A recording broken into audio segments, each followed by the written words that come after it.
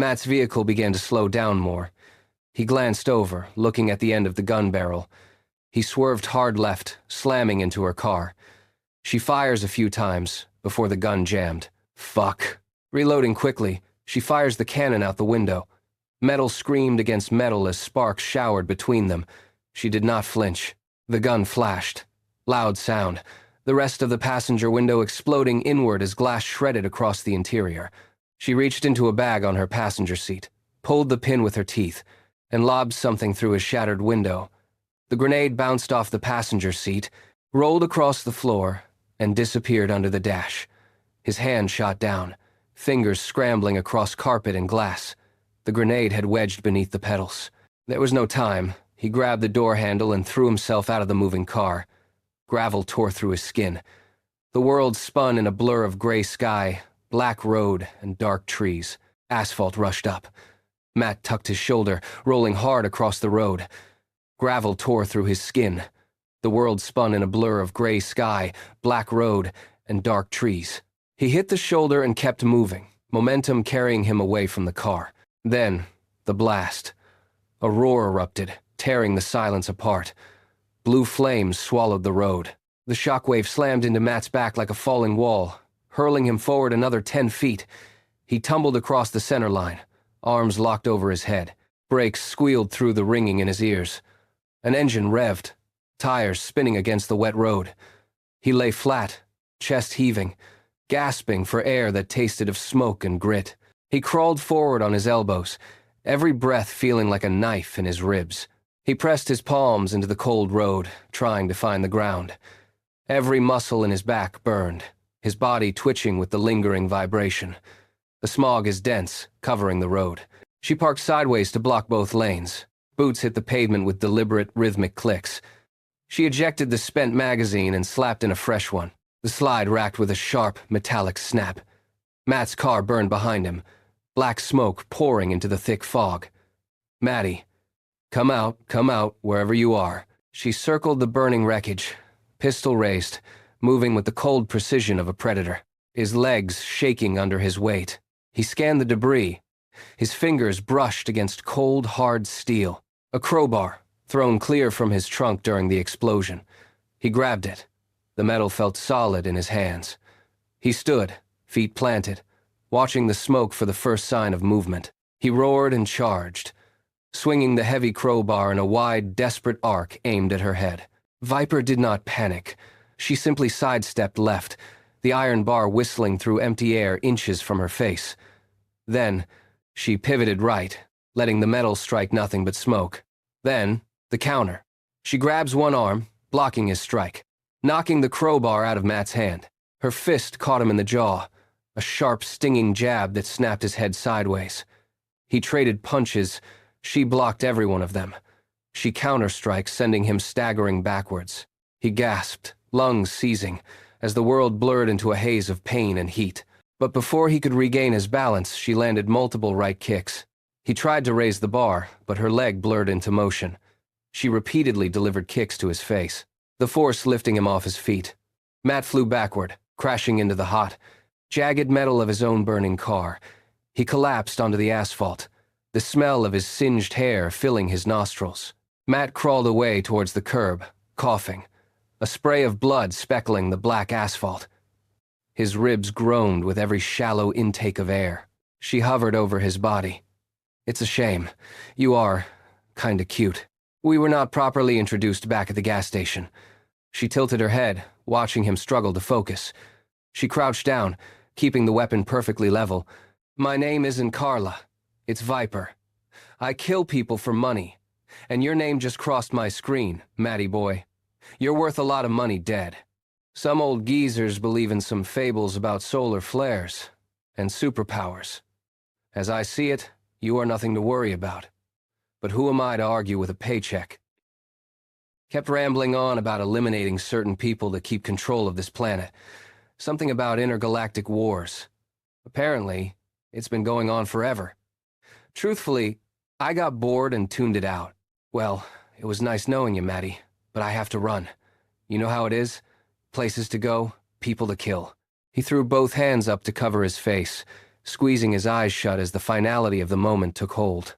Falling to the ground as the bullets exited the barrel, the flash sparked. He clutches before falling to the ground.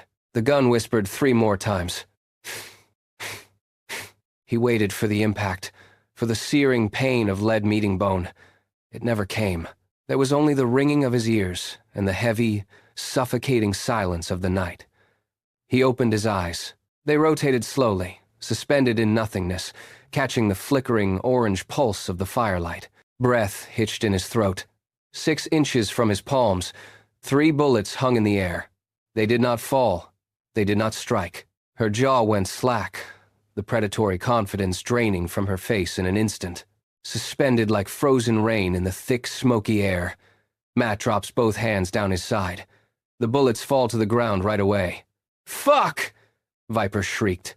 He looked at his palms, turning them over, searching for a sign. They looked the same. They felt the same. Then sparks of electricity began to transfer from hand to hand. Viper regained her footing, her eyes wide with a frantic, animal intensity. She raised the pistol again, but the space between his skin and the world had changed. The atmosphere felt thick, charged with a new, raw potential, hypnotic grace.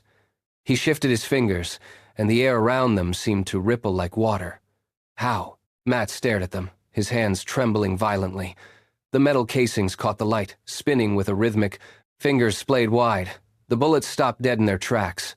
All 6 hung in a line between them, the sound raw and jagged. She dropped the firearm and turned to sprint, her boots scrabbling for purchase on the grit. Matt stared at the hovering projectiles, then at her retreating back. He did not think. He did not calculate. He simply pushed. His hand flicked forward, a sharp, violent gesture. The bullets launched. The first lead slug caught her in the right calf. Her leg buckled under the force, but she clawed at the air. The second bullet slammed into her right shoulder, and she went down hard, face first onto the cold asphalt. She clawed at the ground, dragging herself toward the car, leaving a dark, wet smear behind her in the fog. Matt walked toward her, his footsteps echoing against the wet asphalt. He stopped, inches away. Matt stood still, his chest pumping, watching the predator become the prey. The heat from the burning wreckage radiating against his back, he used the toe of his boot to flip her over. Viper threw both arms up, her breath coming in shallow, ragged gasps. Blood bubbled at the corner of her mouth, staining her skin. "Wait. Let me go. I'll tell you everything you want to know. Please, just let me go. I was just doing my job. They told me killing you would be for the greater good. I'm not a bad person. Please. Anything you want to know." Matt crouched beside her, his face a mask of cold focus. "Fuck you. I'll figure it out myself. They won't stop. They will just send more and more, just like me. Don't you want to know why?" Her voice was thin, his gaze fixed on her hands. Matt rolled his eyes. "Okay, start talking." Her gaze dropped for a fraction of a second, then returned to his. Her fingers twitched, then moved slowly toward the opening of her jacket. "It is all about," she started, her voice dropping to a whisper. Her hands slipped inside the fabric, fingers curling around something hidden. Matt watched the movement, his muscles coiled, waiting for the inevitable betrayal. The betrayal was faster than he'd thought. Viper yanked a throwing knife from her jacket and hurled it directly at his face. The steel blurred through the air, glinting in the firelight. Matt did not blink. After the quick dodge, his hand snapped back, grabbing the blade mid-air, as if his fingers physically closed around the cold handle mid-flight. He felt the balance, the weight, the lethal potential of the metal. It stopped dead. Time seemed to warp, stretching thin around them. Matt turned the blade slowly in the air, as if he was holding it himself, a singular, fluid motion. The knife whistled, a sharp hiss of air ending in a wet, heavy thunk. The blade buried itself deep above her right eye. Her head slammed backward against the hard pavement, the body sliding 2 feet from the sheer momentum of the impact before going completely still. He looked down at his hand, then at the motionless form on the road. The threat was gone. Matt stood over the silent form, his breath hitching in the cold air. He moved with mechanical precision, checking the pockets until his fingers found the keys, a wallet, and a phone. He walked to the Viper's car. Inside, the dome light flickered. illuminating a passenger seat buried in papers. He pulled them out, one by one. Maps, detailed notes, photographs. Matt stopped, his heart hammering against his ribs. There he was, captured in grainy, candid shots. Then, his mother, caught in her garden, his sister leaving work.